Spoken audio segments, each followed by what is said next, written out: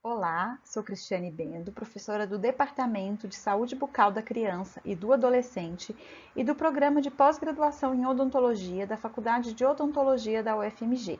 Lembrando que todos os direitos desta videoaula estão reservados à Faculdade de Odontologia da UFMG. Nesta videoaula, eu vou apresentar alguns aspectos importantes sobre a redação de resumos científicos. Quando nós fazemos uma busca bibliográfica e nos deparamos com um artigo científico, a primeira coisa que nós lemos é o título do artigo. Se o título nos parecer atrativo e estiver de acordo com o nosso interesse, então nós vamos ler o resumo. Entretanto, se o título nos atrai, mas o resumo for ruim, deficiente, a nossa tendência será abandonar esse artigo e não buscar o seu texto completo. O resumo é o primeiro encontro do leitor com uma pesquisa, sendo que algumas vezes é o único, quando o leitor não tem acesso ao texto completo do artigo. O resumo, geralmente, ele é recuperado nas bases de dados científicas, quando a gente faz a busca por artigos, e ele vai nos fornecer a primeira impressão, e muitas vezes a mais importante, sobre aquela pesquisa, e vai fazer com que a gente identifique, então, o valor potencial ou a relevância daquela pesquisa e dos seus resultados. Se um resumo for bem escrito, ele atrairá os leitores para obter uma cópia do artigo completo. E aí o trabalho daquele autor poderá ser citado. Agora, se o resumo for mal escrito, a pesquisa poderá ser ignorada ou até mesmo esquecida. Então, o objetivo de um resumo é fornecer uma visão geral daquela investigação científica. Pensando em formato, existem dois tipos de resumo: os resumos estruturados e os resumos não estruturados. Os resumos estruturados são aqueles em que os subtítulos estão presentes no corpo do resumo, como, por exemplo, a palavra introdução, a palavra objetivos, materiais e métodos, resultados e conclusões, por exemplo. Um resumo não estruturado é aquele em que as informações elas são apresentadas em um texto corrido, sem estes subtítulos no meio do texto, e geralmente em um parágrafo único. Mas vale a pena a gente ressaltar que o conteúdo do resumo em relação às informações da pesquisa que são apresentadas, ele deve ser o mesmo para ambos os tipos de resumo, estruturado ou não. Aqui eu trouxe um exemplo de artigo com um resumo estruturado, no qual podemos observar os subtítulos escritos no corpo do resumo. Então, aqui ó, nós vemos o objetivo, né, escrito aqui e com um objetivo em seguida. Nesse caso, eles pedem nessa revista a palavra design, que é relacionada com método, aqui os resultados e no final as conclusões. E aqui um outro exemplo de resumo também estruturado, mas com subtítulos diferentes do primeiro.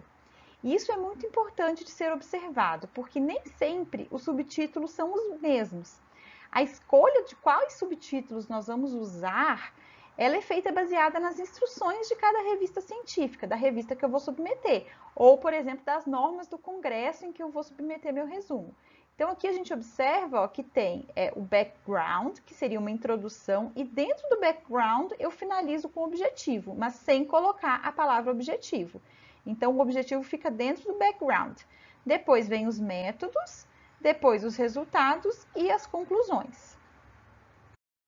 E agora eu trouxe um exemplo de um artigo com resumo não estruturado, no qual a gente observa a ausência de subtítulos escritos no corpo do resumo.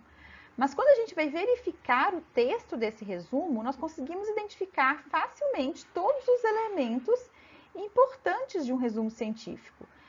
Porque vemos o objetivo do estudo, o método descrito, os resultados apresentados e, por fim, as conclusões. Mas as palavras, elas não estão ali. A gente vê, então aqui eu até fiz uma separação, né, da onde que está o abstract, né, que seria um objetivo. A partir daqui começa o método, que vem até aqui. A partir daqui começa os resultados e nesse finalzinho em verde aqui a gente tem as conclusões. Mas vocês podem observar que as palavras, os subtítulos não estão aqui. Então, é importante a gente ressaltar que as revistas científicas têm seus próprios guidelines, que são as normas da revista para a confecção do artigo. Então, tanto para a redação do artigo, quanto para a redação do resumo que está incluído dentro do artigo, nós devemos estar muito atentos a estas normas, a esses guidelines, no momento de redigir os nossos artigos e os nossos resumos. Artigos que estão fora das normas, geralmente, eles são devolvidos aos autores antes mesmo de chegarem aos editores. Então, existem, em muitas revistas, existe uma primeira checagem se o artigo, se o resumo está dentro das normas. E se não tiver, ele nem chega até o editor. Aqui nesse exemplo que eu trouxe, nós temos as normas da revista Community Dentistry and Oral Epidemiology, que é uma das revistas mais importantes de epidemiologia na odontologia mundial, né? E vocês podem observar que existe uma norma específica dentro desses guidelines de artigos dessa revista, só de como deve ser o resumo, né? Então, a gente vê aqui, ó, abstract, e aqui tem informações sobre ele. Né? Aqui, por exemplo, já fala que o resumo deve ser estruturado e fala quais são os subtítulos que deve ter. Então, que deve ter objetivos, um subtítulo de métodos, um de resultados e um de conclusões.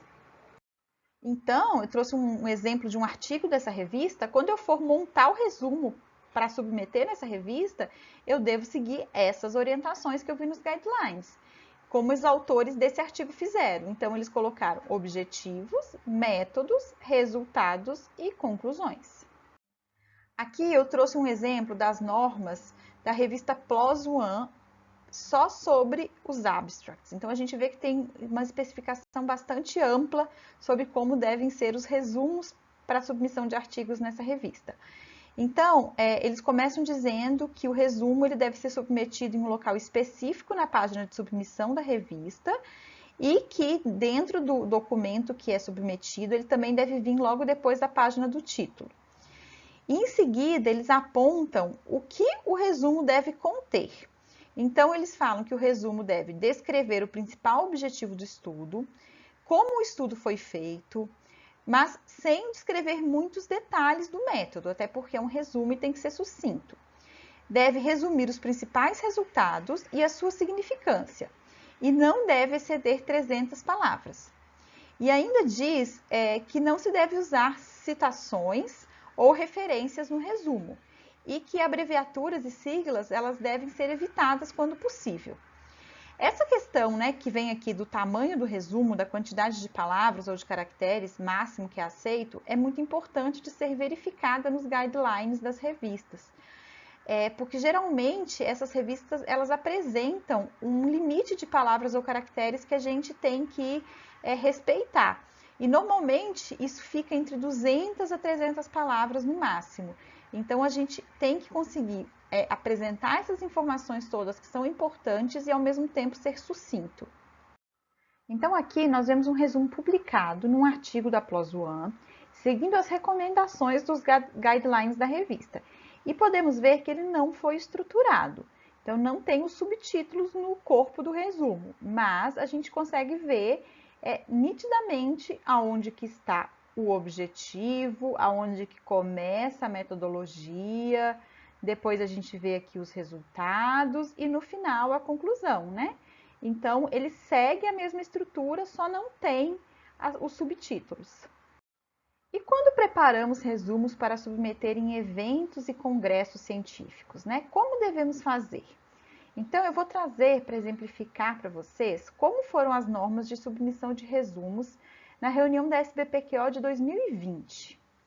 Então, nessas instruções, né, da SBPQO, nós vamos observar que tem um número máximo de caracteres que pode ter no título, que no caso aqui são 120 caracteres. Depois nós observamos que tem uma informação sobre como deve ser escrito o nome dos autores e em seguida as informações específicas sobre o resumo propriamente dito. Então, a gente tem a informação de que no máximo 1.350 caracteres sem espaço. E aí fala que o resumo deve ser estruturado contendo objetivos ou proposição, métodos, resultados e conclusões. Mas olha que interessante, as palavras, objetivos, métodos, resultados não deverão estar explicitadas no resumo sob a forma de tópicos, mas são itens importantes para o bom entendimento do texto científico. Então, o que a gente interpreta aqui? que tem que ter esses itens, mas eles não devem estar colocados como subtítulos. Então, apenas essas informações devem estar no resumo, sem a separação por subtítulos, tá? E aí ainda vem falando, né, quantos caracteres, novamente, o resumo pode ter entre título e corpo do texto, e falando que os resumos em inglês são obrigatórios para a modalidade Hackathon e para as outras modalidades ele é opcional, não é obrigatório. E aqui eu trouxe, então, um resumo que foi publicado nos anais da SBPQO, que é na Brazilian Oral Research, que é a BOR. E aqui nós podemos ver, então, esse resumo que segue as normas do evento. Então, tem título, autores, né? E aí vocês veem que ele não tem as palavrinhas, os subtítulos de um resumo estruturado, mas ele tem o objetivo, o texto do objetivo. Aqui começa o método, foi realizado um estudo transversal. Depois aqui embaixo vem falando, né, do resultado, ó, mostrou que a presença de lesões cariosas não impacta, né, com os valores de P, valores razão de prevalência, e no final vem a conclusão que no caso da SBPQO a gente submete numa caixinha separada lá na hora da submissão, mas a conclusão está aqui. Então, para redigir um bom resumo, nós devemos pensar em alguns aspectos principais. O resumo ele deve ser autoexplicativo. Isso quer dizer que basta ler o resumo para se ter uma noção geral do estudo, sem ter que recorrer à leitura completa do artigo. Não deve haver conflito de informações entre o resumo e o artigo, como, por exemplo, o resumo apresentar um resultado e o artigo apresentar um resultado diferente. O objetivo e a conclusão do artigo devem combinar. Então, a conclusão ela deve ser uma resposta ao objetivo do artigo. Devemos incluir as palavras-chave ou os descritores que identifiquem o artigo. E essas palavras devem ser escolhidas de acordo com o MESH ou os descritores em saúde da BIREME. E devemos sempre consultar as instruções para os autores do periódico científico ao qual vamos submeter ao artigo ou as normas do Congresso para o qual vamos mandar o nosso resumo. E para nos orientar na redação científica de resumos, existem alguns guidelines para os diversos desenhos de estudo. Esses guidelines, eles nos orientam na redação do artigo como um todo, mas tem orientações específicas para a confecção dos resumos. Alguns dos exemplos desses guidelines ou checklists são o Strobe para desenhos observacionais e o Consorte para ensaios clínicos. Esses guidelines, eles surgiram para aprimorar a apresentação de resultados de estudos observacionais e ensaios clínicos em epidemiologia. A iniciativa ela surgiu da análise de estudos epidemiológicos publicados, na qual se percebeu a falta de padronização nos relatos dos estudos e muita falta de informações importantes.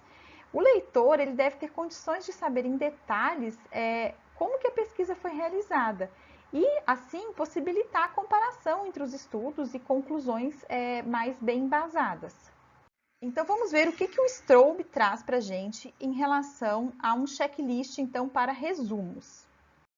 Podemos observar, então, esse checklist do Strobe, né? E esse aqui é especificamente para resumos de estudos observacionais, pensando em conferências, em congressos, tá? Mas ele serve também para o resumo dos artigos. Então, título e autores, né, não se aplica aqui, porque isso faz parte do artigo como um todo, mas se a gente estiver pensando no congresso, vale a pena ler isso aqui.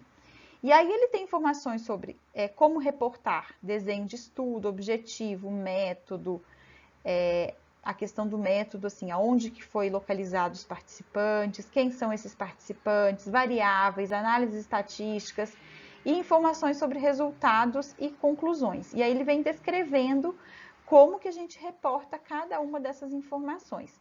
E dentro aqui dos participantes, a gente tem ainda algumas especificidades, por exemplo, para estudo coorte, né, para estudo caso-controle, para estudo transversal, que é o cross-sectional. E agora, então, nós vamos ver o consorte. Então, o consorte também tem um checklist para a confecção de resumos. Quando a gente olha esse checklist do consorte, a gente também vai ver a questão do título e dos autores aqui, tá? Mas aí vamos pensar abaixo aqui. Então, a gente tem desenho de estudo, métodos também, né? Com participantes, intervenções, objetivos, desfecho, randomização, mascaramento, que são itens importantes em ensaios clínicos, em relação aos resultados, o que deve ser apresentado, né, conclusões, e aí, no caso dos ensaios clínicos, ainda vem o registro do ensaio, né, registro e o financiamento, caso houver.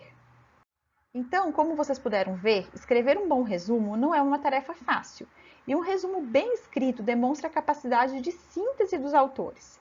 Na maioria das vezes, quando submetemos um artigo científico a uma revista, o editor vai fazer a leitura da carta de encaminhamento, que é a cover letter, e do resumo. Se esses elementos, né, que ele lê inicialmente não forem atrativos, é bem provável que ele não passe o seu artigo para frente e que a rejeição desse artigo aconteça a partir da leitura dessa cover letter e desse resumo. Então, o resumo ele não deve ser apenas correto, ele precisa ser atrativo ao editor. E para finalizar, eu trago uma citação de Molière, que foi um escritor francês, e ele disse: "Perdoe-me por escrever carta tão longa, mas não tive tempo de fazê-la curta." Então, eu acredito que essa frase de Molière resume muito bem o que foi discutido até agora. E assim finalizamos essa videoaula de redação de resumos científicos. Eu agradeço a atenção e até mais!